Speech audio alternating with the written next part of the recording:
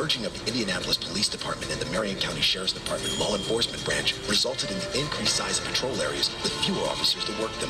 Why, in the midst of the biggest crime wave in Indianapolis history, did Bart Peterson relinquish control of the police department? Greg Ballard wants to bring control of the police back to the mayor's office, increase the amount of officers on the street to reduce crime in our community. Had enough. On Election Day, vote Greg Ballard for Indianapolis mayor. The newest tool in the campaign playbook, YouTube. You just saw an ad supporting Republican candidate Greg Ballard, who's challenging Democratic Mayor Bart Peterson in the upcoming election. YouTube, blogs, definitely changing the political landscape, not just nationally, but locally. Joining me to discuss this new frontier, relatively new frontier, political analyst Brian Vargas. Good to see you as always. Good to see you, Tracy. It just seems that elected officials were just getting accustomed to a 24/7 news cycle, having to watch what they say. And now they're having to deal with this. Does this category, relatively new category, is it as effective as people think? Well, there's two things about it. Number one, as soon as it started, they started producing their own. If you go to any of the presidential websites right now, you'll see that they have their own little daily message for you, for their supporters and so forth. YouTube represents something slightly different in the sense that this is done by people that frequently are not connected with the campaign.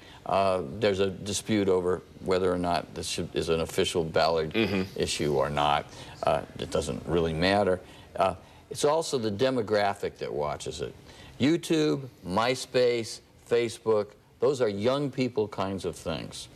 When I first started working with the Democracy Online project at George Washington University, which has examined this growth of the internet and its use in politics, it was actually the first Peterson campaign, and the issue was Peterson was talking about the Peterson Plan, which is probably the most talked about and least read document in the history of Indianapolis politics. And now you've evolved into anybody can put one of these little ads on. The one we saw of the four that are out there, there are four, is the most close to professional. The others are really rather amateurish. And in fact, the other three, none of them mention Ballard.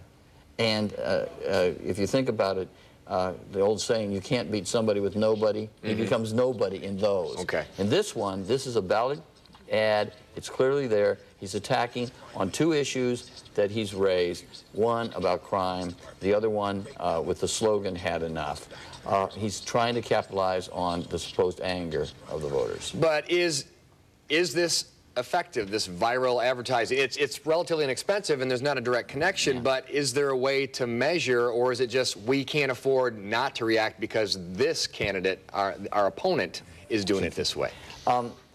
There are some ways to measure it, but it's difficult. What do we know?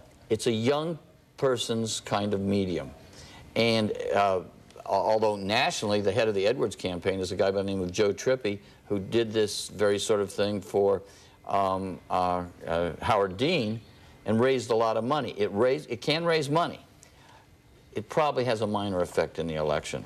And this one in particular, one of the things that's forgotten, there are two Petersons on the ballot. The Libertarian's last name is also Peterson. So specifics and people think about it. When you go to YouTube, do you go to YouTube as somebody who's looking for something serious information? I don't think so. You go to look for Miss South Carolina saying, we need more maps. You know? Unfortunately, as always, we're running out of time, but are we going to see candidates pull in even more so in terms of what they say, because it's not professionals doing it? Again, the 24/7 news cycle, you used to be able to, if you had a gaffe in your campaign, you could forget about it if it happened somewhere away from your base, but now with cameras, it's everywhere. There are no secrets in politics anymore. And you better watch what you say, you better watch where you go, because let's face it, there's a story there, and the news media is going to report it. It's that simple. And it's become sort of a naked universe. All right, Professor Brian Vargas, we appreciate your time as always, and with the elections coming up, we'll be seeing more of you. Thanks again. It's time now for Look